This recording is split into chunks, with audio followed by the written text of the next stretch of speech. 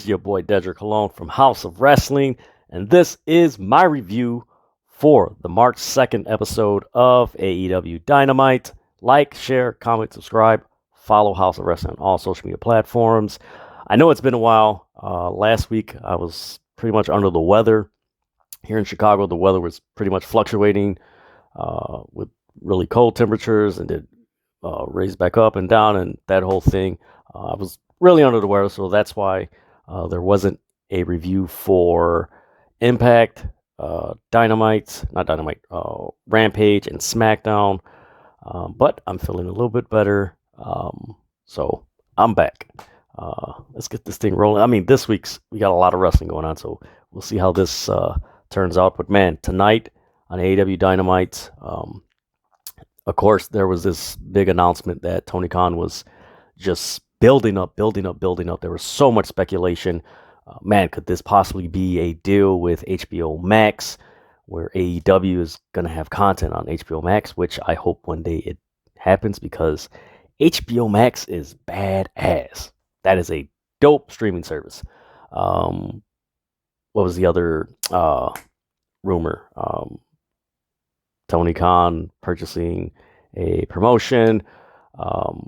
Just a whole bunch of rumors that were happening. And he comes out to the show. Tony Schiavone's in the ring with Tony Khan. Interesting. 2 Tonys in the ring. There you go. All they needed 3. Tony. The old school R&B group from the early 90s. But Tony Khan comes out. He starts talking about this promotion that started in over 20 years ago. It brought the likes of Brian Danielson, CM Punk, the Young Bucks, Hangman Page, Kenny Omega, the list goes on, and Christopher Daniels. And he pretty much says that he has acquired Ring of Honor. So yes, Tony Khan has purchased Ring of Honor. What that entails is Tony Khan has purchased the ROH video library going back as 2002, the brand assets, intellectual property, production equipment, and more. This is interesting. And in the statement in ESPN website, you can check out this article. Ring of Honor's influence on modern pro wrestling is etched permanently in the history books, and this acquisition ensures that its legacy will be kept alive and treated with the utmost respect. Khan said, "This deal adds thousands of hours of content to our rapidly growing library and creates new opportunities to expand our footprint on a national and global scale, while having the potential to produce new content under the ROH banner. I will immediately begin exploring opportunities to make ROH video library available to fans who will have the opportunity to witness the beginnings of the careers of some of the AEW's biggest stars." In this article on ESPN.com, it states more than 40 AEW roster members have appeared for ROH over the years. Damn, that's a lot. So yeah, Tony Khan has purchased Ring of Honor. That sets the tone for the whole night.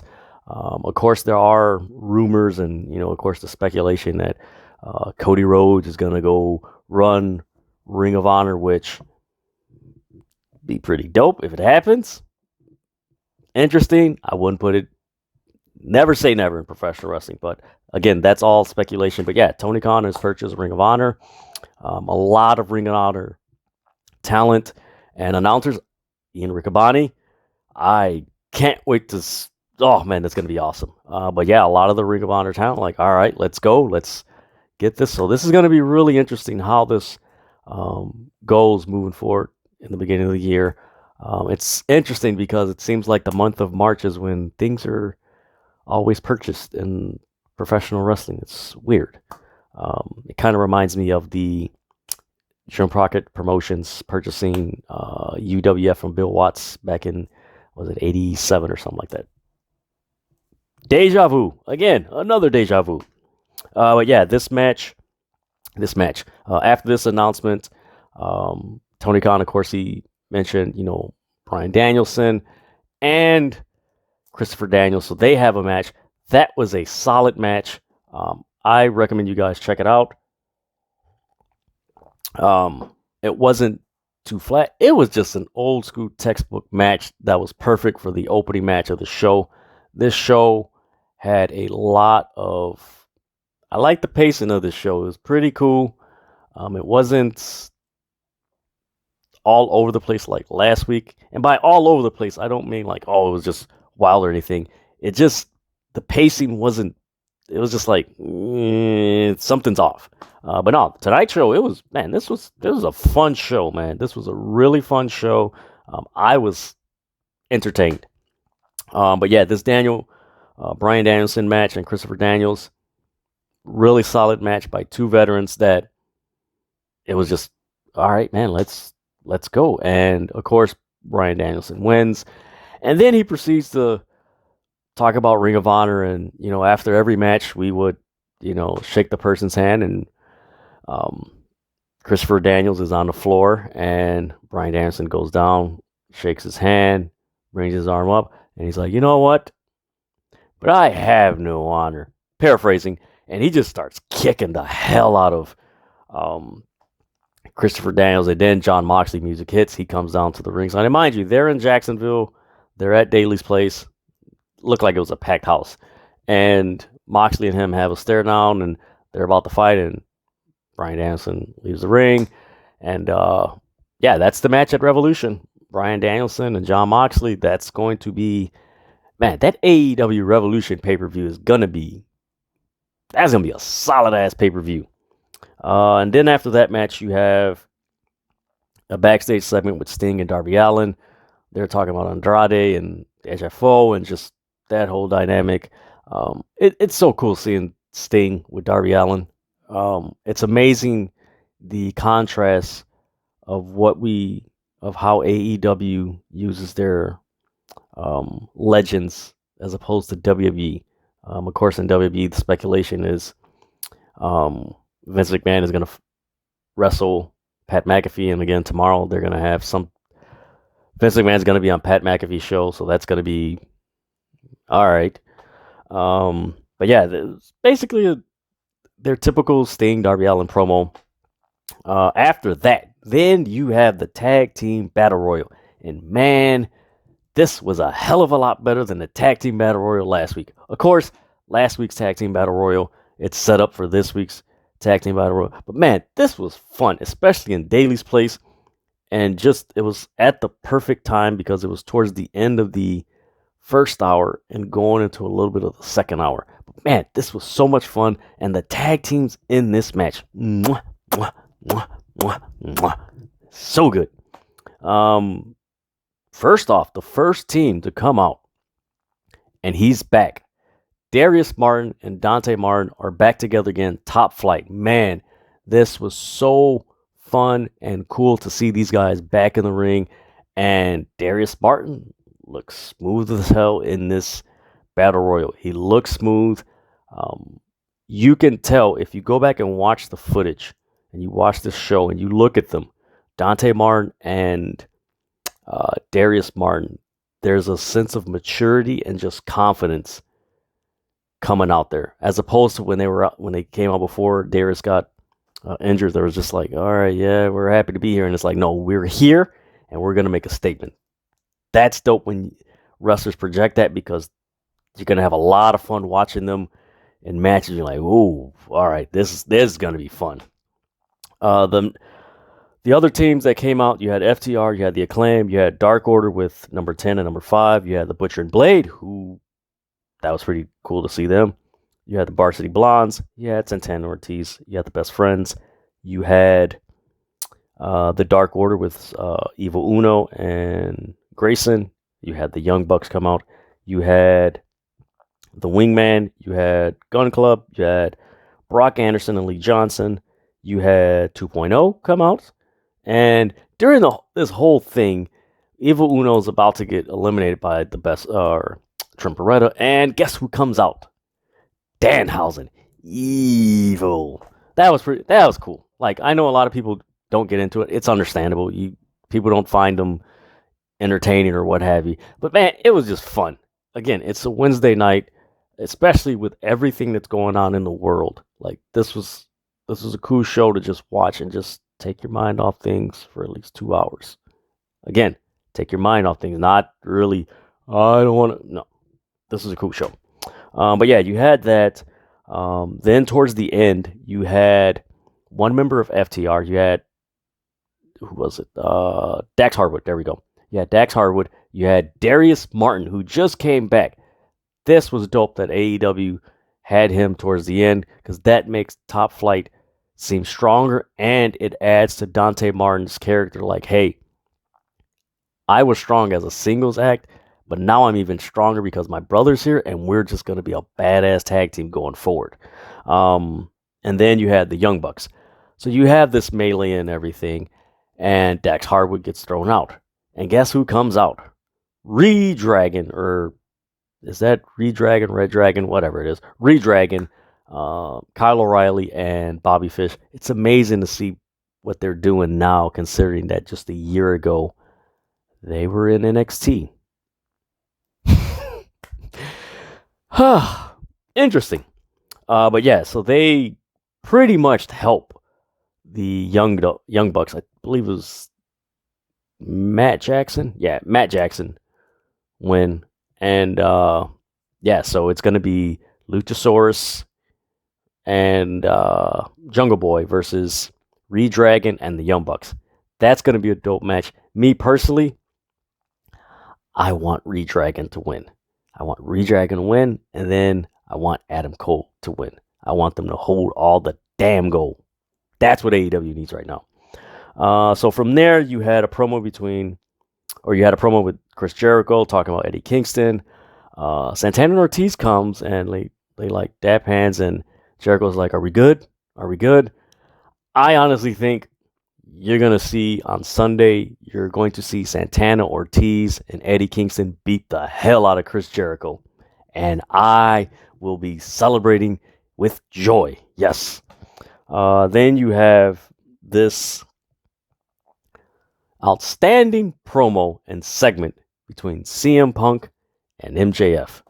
And I believe it was Tranquilo YouTube Twitter's account. They're real popular on YouTube and everything. Give them a follow.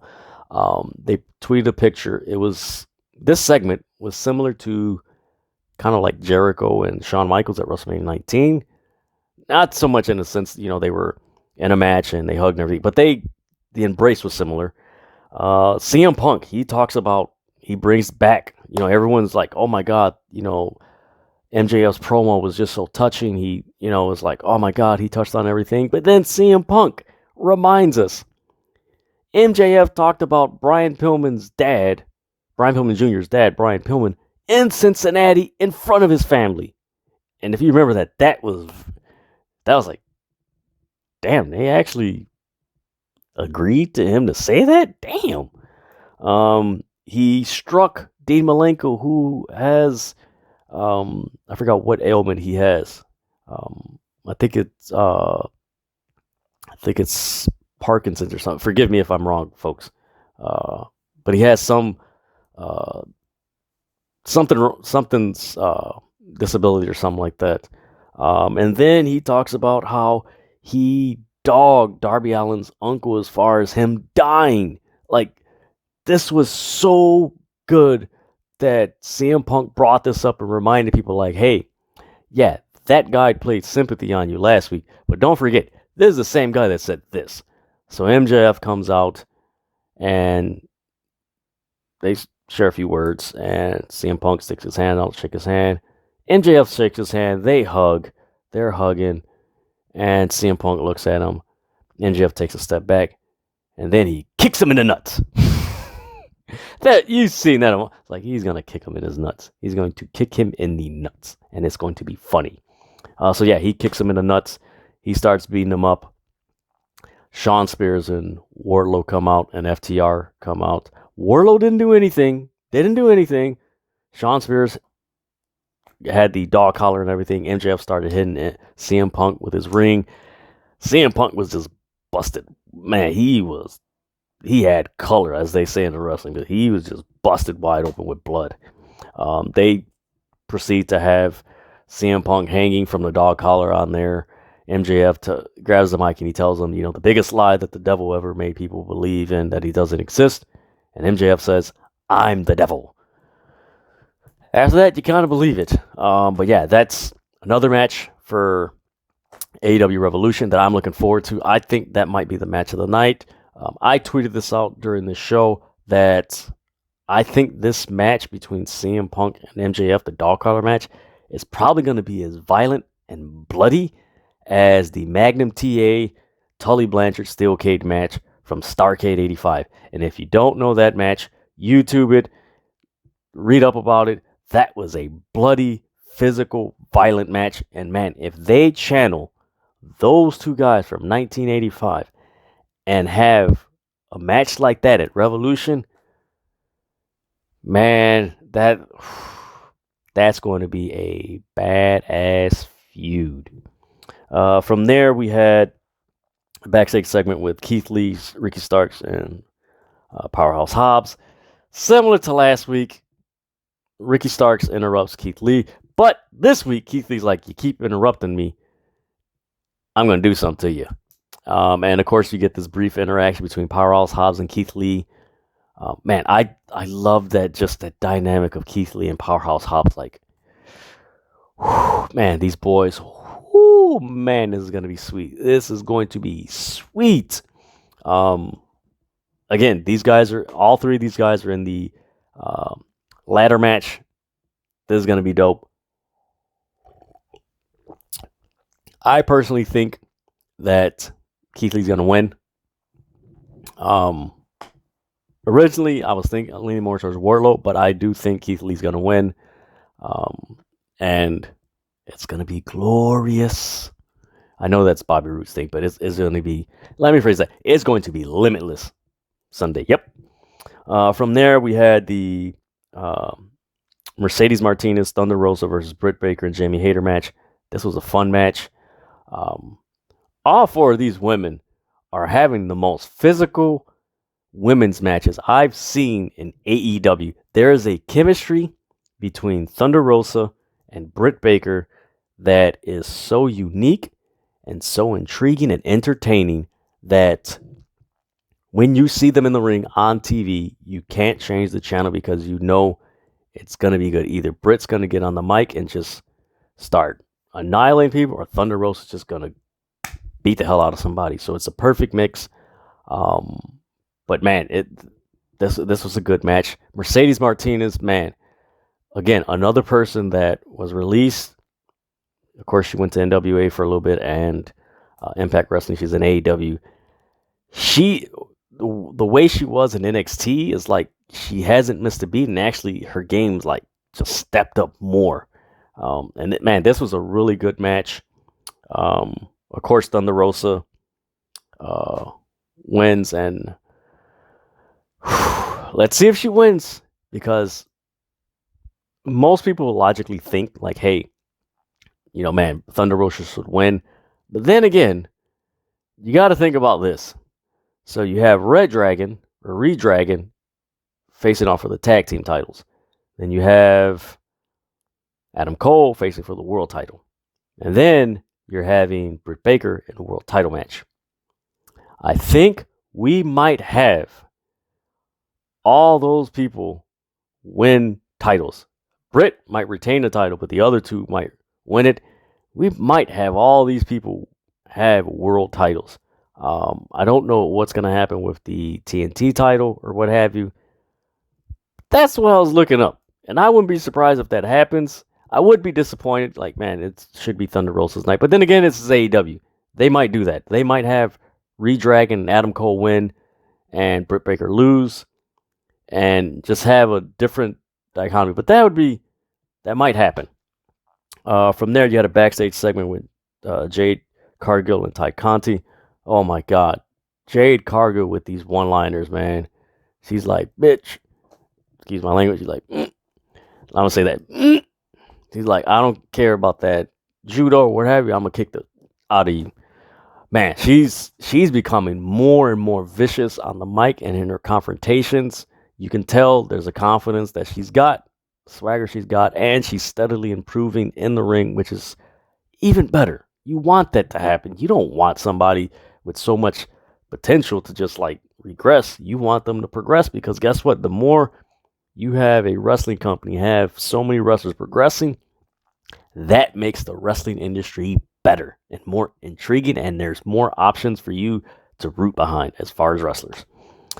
Then you had Wardlow versus Cesar Bazzani, and Wardlow won.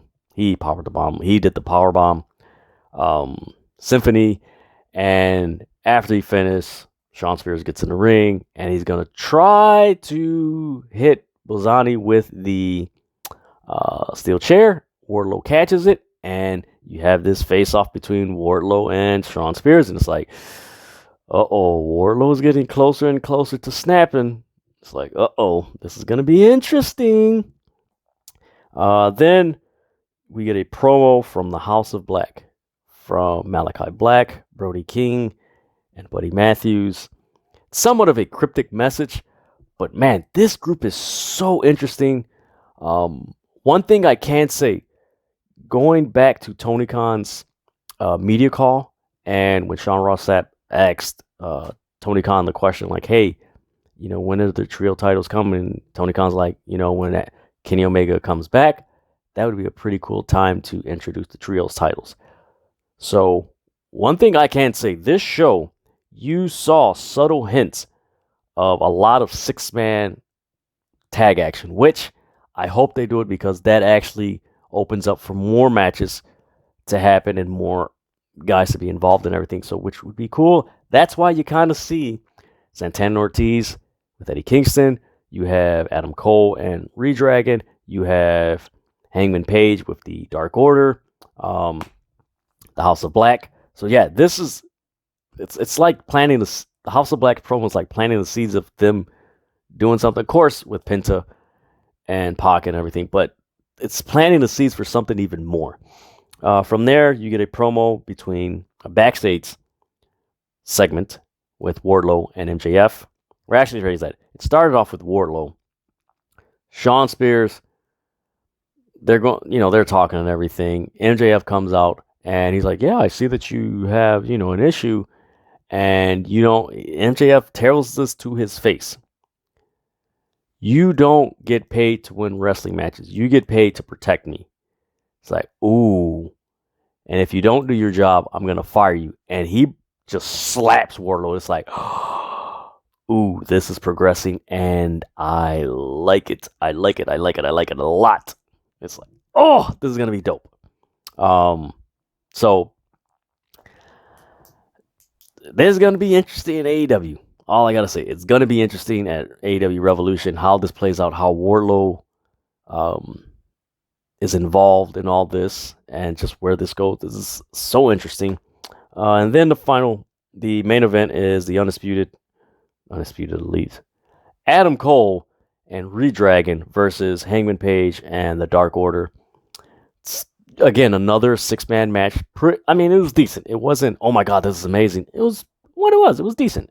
Of course, it ends with Adam Cole and the Redragon just beating the hell out of Hangman Page. They duct taped his arms to the ring post. They just started beating up on him, and Adam Cole poses with the AEW Championship, which I hope that is a spoiler for Sunday. And yes, that was AEW Dynamite. Again, this show was a lot better than last week.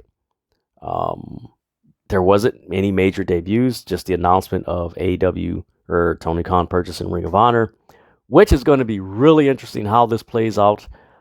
In some way, Tony Khan has maybe he might do a brand split. And let me phrase that. I don't want to use any WWE terms because so many people still judge AEW by WWE standards. This is not what it is, but he practically has 2 promotions under his wings, and it's going to be interesting how that plays out going forward as far as Revolution. Of course, Ring of Honor has their Supercard event, I believe, April 2nd, WrestleMania weekend. It's going to be it's so interesting and intriguing. I find this more intriguing than new debuts and stuff like that. I love the debuts and everything, but I find this more intriguing because now you're looking at creatively, this is an open canvas. Who's going to run it? How's it going to operate? Just how this is going to go about. It's going to be interesting how this plays out. But man, AEW Dynamite tonight was so good. It was so good, and I don't want to say so good like, oh my god, it was the best thing. Nobody can beat. No, it was better than last week, and it really set the stage for Revolution this Sunday. It really really did a really good job setting up. You want to see these matches on Sunday. It didn't set up, oh, I want to see these matches how it swerves. Like, no, I want to see how these matches are going to play out and who's going to get the shit beat out of them the most. That's how it was. But man, this was a perfect show. I wouldn't say perfect show, but this was a really good show. I enjoyed it. It was fun. The pacing was a lot better than last week. It was entertaining. I mean, if you guys watch my reviews, that's one of my big things. Like, how much entertaining is it? And how, if you've had this rough day, this long day, this tiring day, how much did this show just take your mind off of things for 2 hours? Like, oh man, what did I have to do? Oh man, that's when a wrestling show is really good. But yeah, this is going to be interesting how this plays out. I really want to watch Rampage and see what happens there, and of course Revolution this Sunday. But man, this was a fun show. I think what we're going to see in the next few weeks is that period that I talked about in January, as far as the period of transition. I think we're going to see AEW get out of that and then just go full-fledged freaking creative, because we got to remember, after this, they're going to have the, I believe, another Battle of the Belts, and they're probably going to have the Grand Slam not the Grand Slam, what they had for St. Patrick's Day. I can't remember the name of the event or anything. It slipped my tongue. But then they're going to have Double or Nothing. So it's gonna be fun in AEW. And of course, in the others, we'll see what happens. But yeah, I recommend you guys watch this show just to keep up with AEW Revolution. If you're looking to, hey, how is this going to play out? It's a fun show. I recommend watching it. If I were giving it a grade, I just give it a B+. Yeah. I mean, there was a few things that could have tweaked and worked out on, but other than that, it was pretty good. Tony Khan, I'll leave it with this. Tony Khan has to practice more on just being more authoritative when he speaks in front of the camera. I think he's used to speaking without the cameras, but he's got to build that up more. Because when he gave the announcement, it was kind of slightly awkward. Like, are you? Like, he's comfortable. It was like enthusiasm and just and looking around and just have more camera presence. But I mean, it was good news that he delivered and everything. But that's my only issue, is like, you got to build up more confidence, just that more authoritative. Yeah, I bought, not like Vince McMahon, but yeah, hey, we bought Ring of Honor. Boom, boom, boom. That's what we're going to do. Boom, just that swagger. And I think he's got his on-camera swagger he's got to work on and everything. But hey, it's going to be fun to see how this unfolds. But again, like, share, comment, subscribe to House of Wrestling on all social media platforms. Follow me, Dedrian180, on Instagram, Twitter, and TikTok. To all the new subscribers, yes, between last week and this week, we reached over 200 subscribers. Right now, I believe we're at 220 subscribers on YouTube. Thank you guys. Thank you guys to the new subscribers. I hope you enjoy the content that I produce.